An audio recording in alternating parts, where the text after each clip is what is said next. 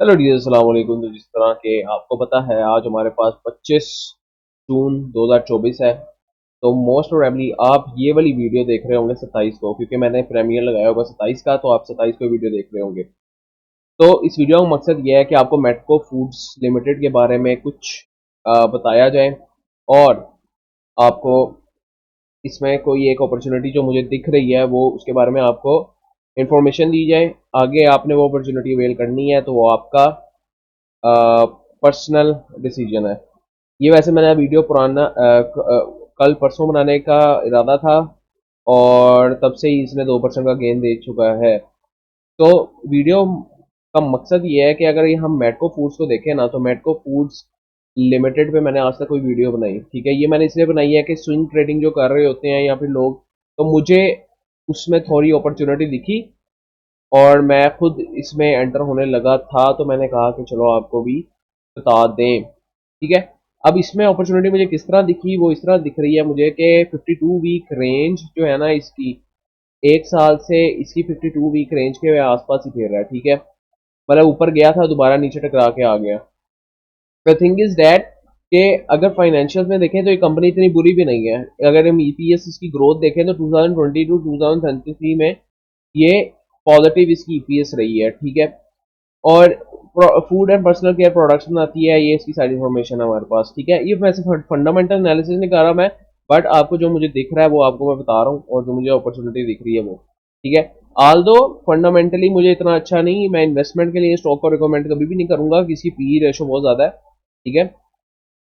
आपको कंपनी में 1 रुपया कमाने के लिए 44 रुपीज देने पड़ेंगे, विच इज नॉट गुड, ठीक है। इसके और सेक्टर में काफी अच्छी बी रेशियोज वाले भी स्टॉक्स मौजूद हैं, बट इसकी वजह क्या बनाने की, अब वो वजह बनाने की ये है कि मुझे यहाँ पे एक अपॉर्चुनिटी दिखी कि अगर आप ये देखें तो, अगर ये मेटको का मैंने चार्ट खोला हुआ है, ये मेटको का अगर चार्ट आप देखें ना, तो आपको दिख रही है यहाँ पे एक सपोर्ट लाइन, ठीक है। अगर मैं आपको हॉरिजॉन्टल रे नहीं, आपको मैं हॉरिजॉन्टल लाइन से ही दिखाऊं, तो ये एक हमारे पास ये सपोर्ट लाइन दिख रही है, ठीक है। अगर हमने देखा कि 3 दफा ये इसको टच किया, ये ऊपर चली गई, ठीक है, फिर इसको टच किया, ये ऊपर चली गई, फिर इसको टच करके अब ये ऊपर जाने की कोशिश कर रही है। तो एट द सेम पॉइंट अगर हम देखें कि ये ऊपर गई तो इसने हमें कितना गेन दिया, अगर यहाँ से इस सपोर्ट से ऊपर गई तो इस सपोर्ट से हमें तकरीबन तकरीबन इसने 35 से 40% का गेन दिया, ठीक है। अगर यहाँ से सपोर्ट बना के ऊपर गई तो हमें इसने कितना गेन दिया वो भी हम देख लेते हैं। इसने हमें तकरीबन तकरीबन, इस नजर नहीं आ रहा, इसने तकरीबन हमें 65% का गेन दिया, ठीक है। And is it also going to happen here कि हमें ये कितना गेन दे सकता है। अगर हम अभी की वैल्यू में देख लेना कि अब हमने इसे यहाँ टकरा के अभी तक कितना गेन दे चुका है, तो अभी भी ये 10% तक का हमें गेन दे चुका है, ठीक है। तो यहाँ पे मुझे एक अपॉर्चुनिटी दिखी, मैंने कहा आप उससे आप लोगों से शेयर करूँ मजीद, इसमें आपको मैं चीज़ें क्लियर करता हूँ। उसमें यह है कि इसको मैं चार्ट को रीसेट करता हूँ, और बल्कि रीलोड कर लेते हैं इसको। अच्छा, अब मेटको फूड्स में हमारे पास डेली पे मैं आया हूँ, ठीक है। अब डेली पे मैं देख रहा हूँ कि यहाँ पे जो हमें दिख रही है ना, जहाँ तक मेरा एनालिसिस कहता है, हमें यहाँ पे एक ना गैप दिख रहा है, लेकिन हाँ रहने दे, ये गैप को उसने फिल कर दिया, ठीक है, इसको इग्नोर करते हैं, ठीक है। अब यहाँ पे हम देखें तो एक इंडिकेटर लगाते हैं आरएसआई, ठीक है। आरएसआई से देखें तो हमारे पास ना आरएसआई हमें ना इंडिकेट कर देता है आपका स्ट्रेंथ, जो आपका ट्रेंड का स्ट्रेंथ है ना वो क्या है। अगर हम यहाँ पे गौर से देखें ना, तो आरएसआई ने हमें पहले इंडिकेट कर दिया कि यहाँ पे जो स्ट्रेंथ आपका वीक हो रहा है, आल दो प्राइस आपकी ऊपर जा रही है इसी रेंज में, बट आपका स्ट्रेंथ जो है ना वो वीक हो रहा है, ठीक है। और उसके बाद मार्केट क्या हुई, मार्केट कब कितनी नीचे आई, मार्केट एमएफएल 38% तक नीचे आ गया, मतलब 16 रुपये नीचे आ गया, ठीक है।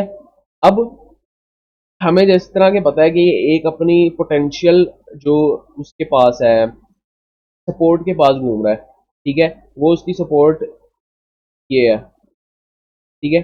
अब हमारा क्या होना चाहिए, हमारा अगर हमें स्विंग बिल्ड करनी है ना, तो इस स्विंग को भी हमने ना एवरेजिंग से बिल्ड करनी है, ठीक है। वो एवरेजिंग क्या होती है मैं आपको बताता हूँ। वो एवरेजिंग ये होती है कि अगर सपोज आप 28.34 पे एंटर हो रहे हैं, और आपके पास तकरीबन तकरीबन भी यहाँ पे मैं पेन से आपको अगर दिखाने की कोशिश करूं कि अगर आप इस जगह पे एंटर हो रहे हैं और अगर आपके पास 100 के पीकेआर पड़े हैं, ठीक है, तो सपोज आपने 50 के जो है, ठीक है, वो इधर डाल दिए, ठीक है।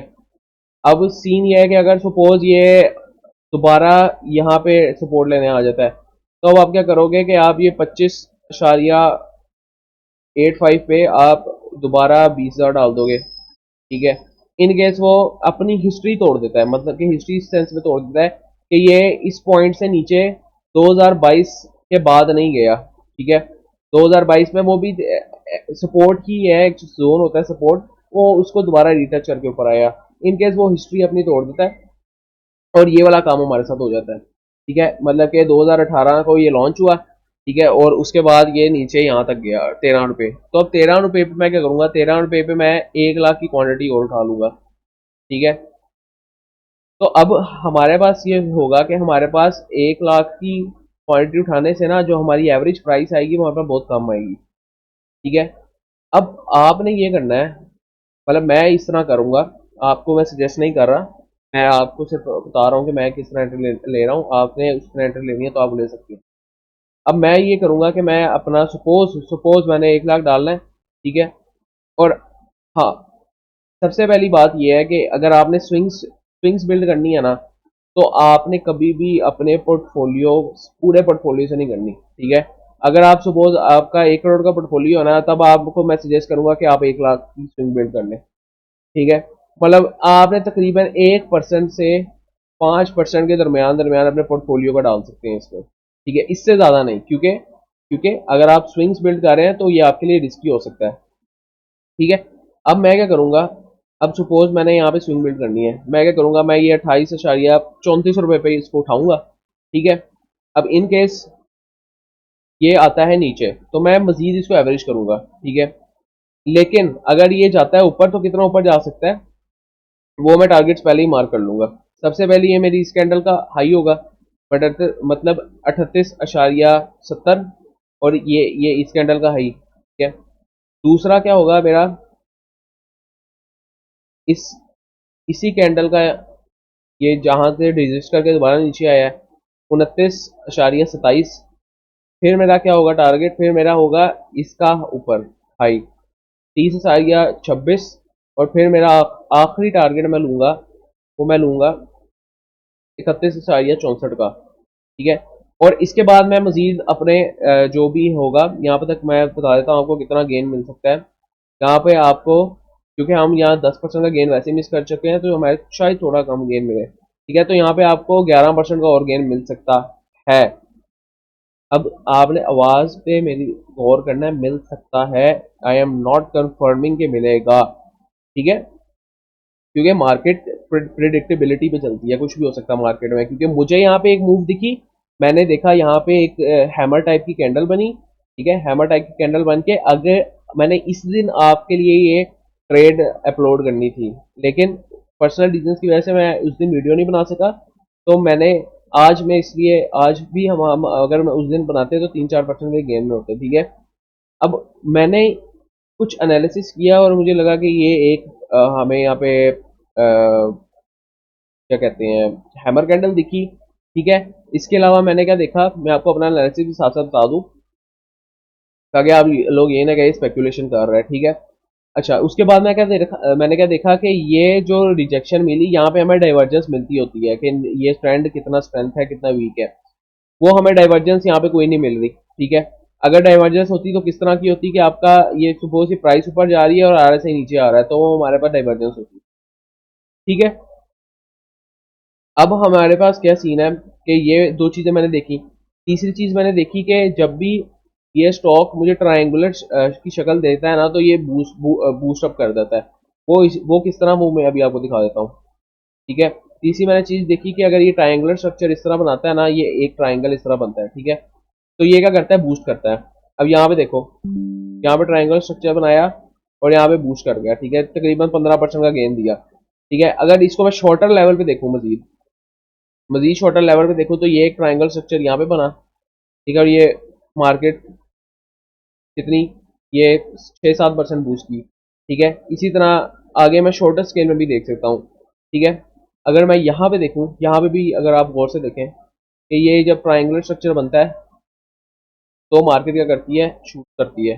अब यहाँ पे ट्रायंगुलर स्ट्रक्चर बना और मार्केट ने हमें 30-35% दिया, ठीक है।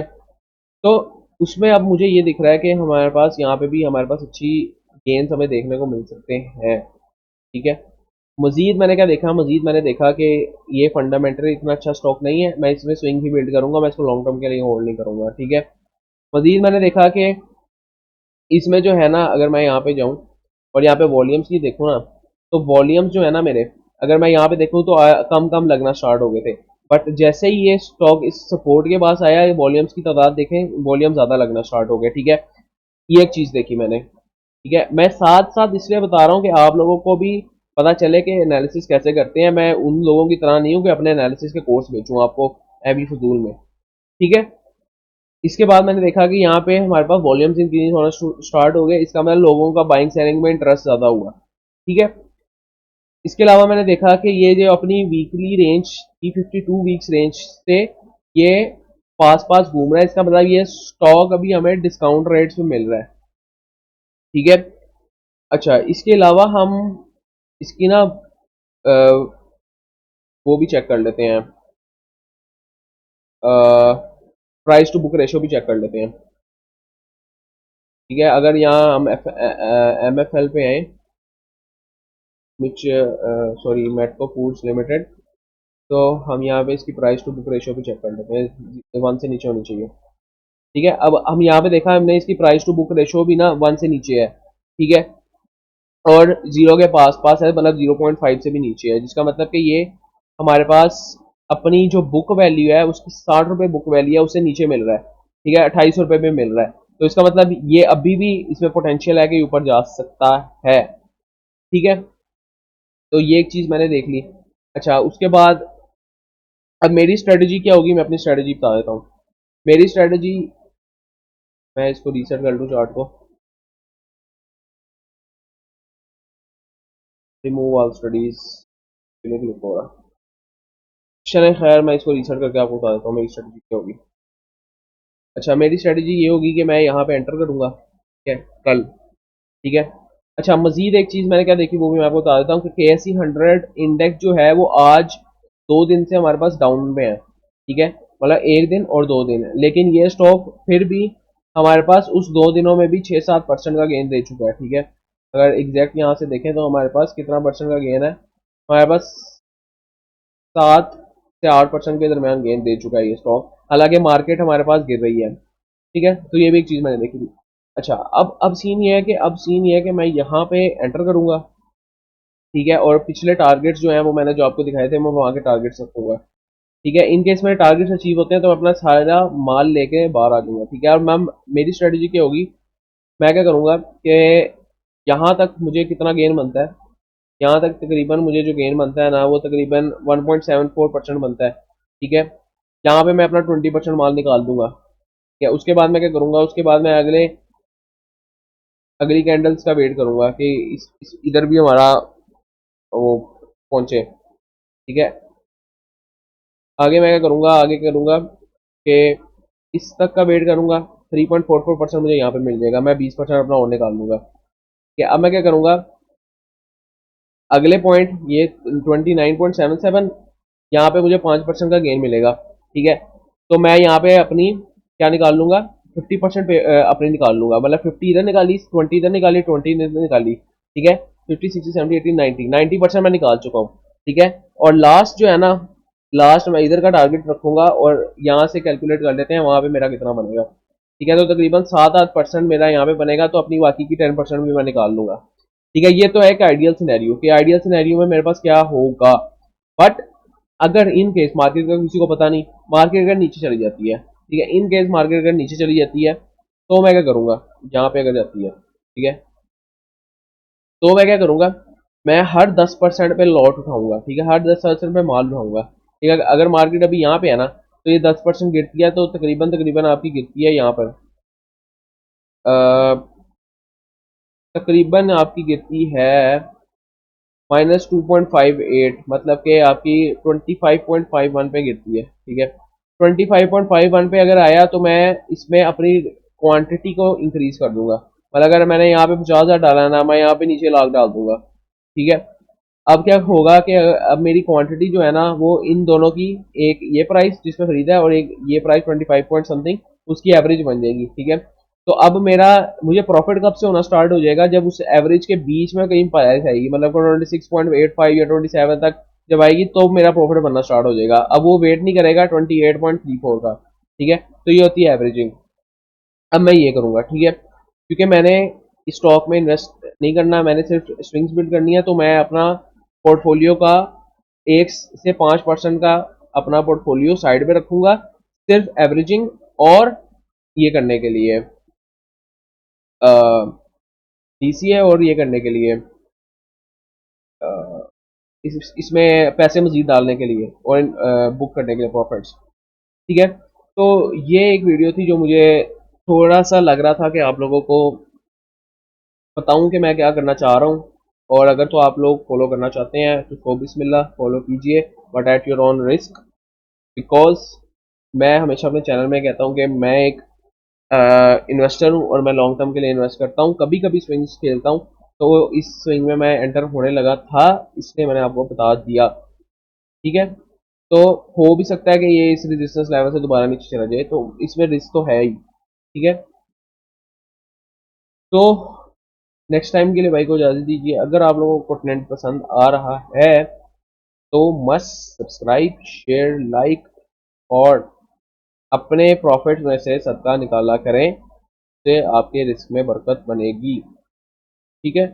नेक्स्ट टाइम के लिए भाई को इजाजत दीजिए। कोई सवाल हो तो कमेंट सेक्शन में पूछ लिया करें, जो जिसका मैं समझता हूँ सवाल प्रिसाइजली मैं मुनासिब तरीके से दे सकता हूँ तो मैं दे देता हूँ, जिसका नहीं समझता वो फिर मैं नहीं देता। तो नेक्स्ट टाइम के लिए भाई को इजाजत दीजिए। अल्लाह हाफिज़।